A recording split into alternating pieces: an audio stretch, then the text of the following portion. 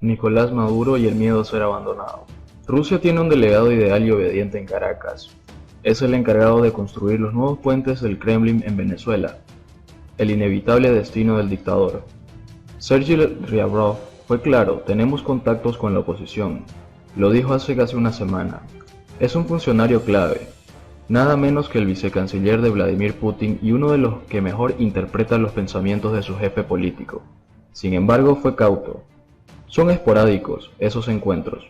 No especificó mucho más. No hacía falta. El mensaje había llegado a quien era un destinario primario, aunque no explicitó Nicolás Maduro. El dictador venezolano tomó nota. Preocupado o resignado, sabe desde hace tiempo que uno de sus principales sostenes, Rusia, no apostó todo a su permanencia, sino al futuro. Allí estará siempre Venezuela, pero no necesariamente él, el hombre que asegura tener la capacidad de conversar con seres aliados. Moscú intuye que el actual es un gobierno en una cuenta regresiva. Tarde o temprano, semanas, meses, a lo sumo, el heredero de Hugo Chávez caerá. La forma en que se precipitará no está clara. ¿Retomará la idea de un exilio en un siempre generosa anfitriona República Dominicana? Todavía tiene una posibilidad. Es la idea de que desesperadamente intenta plantearle de una vez y para siempre su esposa Cilia Flores. La histórica dirigente chavista está desorientada. Su marido siempre le hizo caso, pero ahora se convirtió en un cartesiano fundamentalista. Plantea dudas permanentes. La mujer sospecha de la influencia cubana en los temores sembrados en el espíritu de su marido, al quien vislumbra encerrado en una cárcel en su tierra natal o en el extranjero. Cilia prefiere la comodidad de Punta Cana. A Putin, un político formado en la frialdad en la Unión Soviética y en los enjambres de la KGB, no le mortifica demasiado pensar cuál fue su final de Maduro. Solo sabe que tendrá oportunidad de continuar al mando de Venezuela, y el país sí le interesa. Sobre todo sus recursos, riquísimos, casi infinitos. Es por eso que ordenó contactos con la oposición venezolana. Son tímidos, pero calculados. En el Kremlin evalúan la posibilidad de que, ante una salida electoral, cualquier escenario debe mantenerlos dentro del tablero, ya sea con algún alfil de la autocracia o con Juan Guaidó, el actual presidente interino al que Moscú no reconoce como tal. El sucesor ideal para Putin recibió una bendición. No fue tradicional, ni desde un altar. Se la concedió al embajador ruso en Caracas, Vladimir Zaensky, el ungido Héctor Rodríguez, gobernador del estado de Miranda y uno de los delegados chavistas en las cumbres de Oslo y Barbados. El joven tiene vuelo propio, aunque no abandona, mucho menos condena las prácticas que llevaron al socialismo del siglo XXI a convertirse en una dictadura. Zaensky ya inició conversaciones con el alter ego de Guaidó. Fue por orden de expresa de la jerarquía de Kremlin. Quiere asegurarse la continuidad del desprendimiento de Maduro en cuestiones de intercambios comerciales, en lo posible igual de asimétricos. El diplomático es uno de los dirigentes que mejores conocen a Caracas, Miraflores y sus intrigas. Hace 10 años que está destinado allí, pero no es su primera incursión en tierras cálidas. En los años soviéticos vivió 3 años en la capital venezolana como agregado de la embajada de la URSS. Pocos en el mundo caminan vendados en los pasillos del poder de la nación latinoamericana como este experto de 67 años. Nadie mejor para conversar con el posible sucesor. Ese heredero mantiene un currículum intachable para los solemnes ideológicos. Rodríguez tiene 37 años, es abogado y gobernador. Desde temprana edad fue elegido en el círculo de confianza de Chávez, quien lo llevó a trabajar junto a él cuando apenas reconocía su pasión por la política.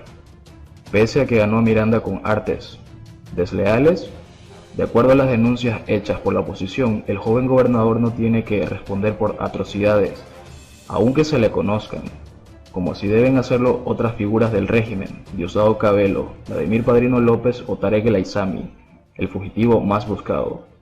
Sobre este último, Samark López, un multimillonario socio y amigo de El Aissami, también fue figura en la lista de la US, Immigration and Customs Enforcement. Ambos están involucrados y son requeridos por narcotráfico. La DEA ya había estado a punto de encerrar al financista fanático del golf y de la comida japonesa en Punta Cana. Esta vez lo buscarán por otro lado del planeta. Es por eso que Putin mira a Rodríguez con otros ojos.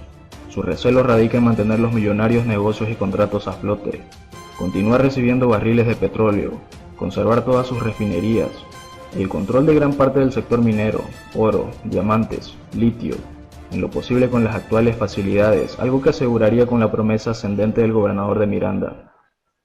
Maduro por su parte ya no representa un factor de confianza para el zar ruso. Percibe que de un momento a otro el dictador podría volar hacia una isla, caer por maniobras internas del chavismo o diluirse en unas elecciones de las cuales no formaría parte, incluso terminar preso como la mayoría de los dictadores de América Latina. Síntesis: no hay porvenir con el actual jefe de Miraflores, el futuro está en otro lado o en otro nombre. Por otro lado, ya ha pasado 20 años desde el último atentado contra Nicolás Maduro. Desde hace 20 años Venezuela ha denunciado y sofocado cantidad de planes de magnicidios en los que ha sido recurrente el señalamiento hacia Colombia y Estados Unidos como responsables. Si bien hace un año ocurrió en Venezuela el primer intento en el mundo de un magnicidio a través de drones cargados con explosivos, esto no ha sido la única ocasión en la que el país suramericano ha denunciado planes de asesinato de sus presidentes en los últimos 20 años. Aún generan impacto las imágenes que registraron una detonación y la abrupta interrupción del discurso del mandatario venezolano Nicolás Maduro. El 4 de agosto de 2018, durante un acto oficial para celebrar el 81 aniversario de la Guardia Nacional Bolivariana, realizado en la avenida Bolívar que une el centro de la capital con el este, tras la confusión y las filas rotas de uniformados que participaban en una parada militar, en las redes circularon videos que recogieron el desconcierto de las presentes en la tarima presidencial y la rápida acción del anillo de seguridad del mandatario. 7 efectivos resultaron heridos, 3 de gravedad. Ese mismo día el propio presidente afirmó: sede del gobierno. Han intentado asesinarme el día de hoy, y no tengo duda de que todo apunta a la ultraderecha venezolana en alianza con la ultraderecha colombiana y que el nombre de Juan Manuel Santos, entonces presidente de Colombia, está detrás de este atentado. El país vecino tachó de absurdas y sin fundamento las aseveraciones del mandatario venezolano, mientras que Estados Unidos dijo que no había participación de su gobierno en absoluto. 15 días después, el Departamento de Estado de Estados Unidos se pronunció para condenar la violencia política, así como exigir el respeto al Estado de Derecho y la presunción de inocencia de los acusados de perpetrar el ataque. Relación de los hechos. Un día después, el ministro de Interior y Justicia, Néstor Luis Reverol, en una rueda de prensa se refirió a las detonaciones y explicó que se cumplieron con todos los protocolos y medidas para sacar a Maduro del lugar. Desde las calles cercanas fueron puestas en marcha 2 aeronaves tripuladas a distancia con carga explosiva. Una llevaba 1 kilogramo de metralla y otra tenía la misma cantidad repartida entre el explosivo C4 y metralla. La tarima presidencial era el blanco de ambas. Uno de los drones sobrevoló la tribuna donde se encontraba el jefe de Estado y estalló en el aire. El otro se estrelló en un edificio cercano. Ambos perdieron el control debido a que sus señales fueron inhibidas por los equipos destinados para tal fin, cuando se llevan a cabo actos con el mandatario. Colombia en escena. Henry Ver Emanuel Rivas Vivas, alias Morfeo, fue detenido por su presunta responsabilidad en el atentado y admitió que había sido entrenado por más de 6 meses en una finca de Chinacota, norte de Santander. En las tabletas de los drones se hallaron las trazas hechas por el aparato en ese lugar, un mes antes y la proyección del vuelo en la avenida Bolívar. Presuntamente el atentado estaba preparado para un mes antes, el 5 de julio, día en el que se conmemora la firma del Acta de la Independencia y se llevan a cabo actos de Estado, pero tuvieron dificultades con el ingreso de los aviones a Venezuela. El testimonio de Rivas Vivas da cuenta de una supuesta connivencia de funcionarios de migración colombiana para el paso de los drones y otros materiales bélicos usados durante la operación. 5 meses después, las señales que apuntaban hacia Colombia no cesaron. 5 meses después, el mismo ministro de Interior y Justicia informó sobre la detención a un grupo de sicarios que habrían sido contratados por la oposición para cometer asesinatos selectivos en Caracas. En esa acción policial se capturó a Miguel Ambrosio Palacios Salcedo, quien presuntamente proporcionaría la logística. En su confesión, manifestó que había sido contactado por un grupo de militares desertores venezolanos. También fueron capturados Alberto Salazar Cabañas, quien fue entrenado en el país vecino, y Oswaldo García Palomo, coronel retirado de la GNB, contacto en Colombia del grupo entrenado en Chinacota.